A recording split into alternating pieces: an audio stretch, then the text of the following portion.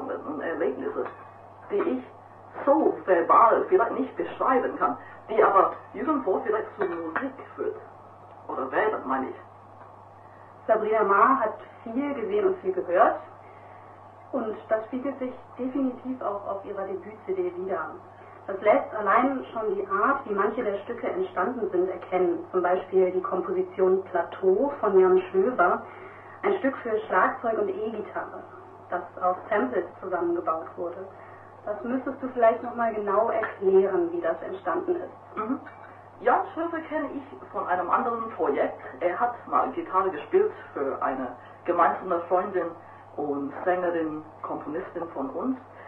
Jan Schlöver ist ein besonderer Fall, denn er ist nicht nur Komponist und Gitarrist, er ist aber auch ein Soundkünstler. Das heißt, man könnte auch sagen sogar Soundtüftler. Was das heißt, ne? Jan Schlövers Stück ist das einzige Stück auf der CD, auf dieser Aufnahme, das erst am Ende entstanden ist. Während andere Stücke schon vorkomponiert worden sind, habe ich dann zu Jan Schlöver gesagt, ich habe diesen Ablauf und ich habe diesen Plan, ich habe dieses Bild im Kopf.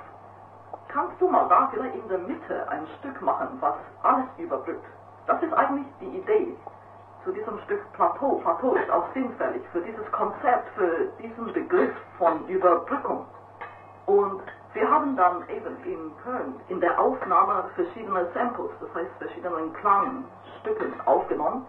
Und dann hat er bei sich zu Hause vor seinem Computer anhand eines speziellen Programms die Samples wieder gemischt.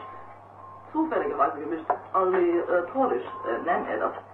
Und am Ende ergibt sich dann dieses Stück, was für mich eine spannende Mischung aus Blues und Groove und aber auch Melodien ist.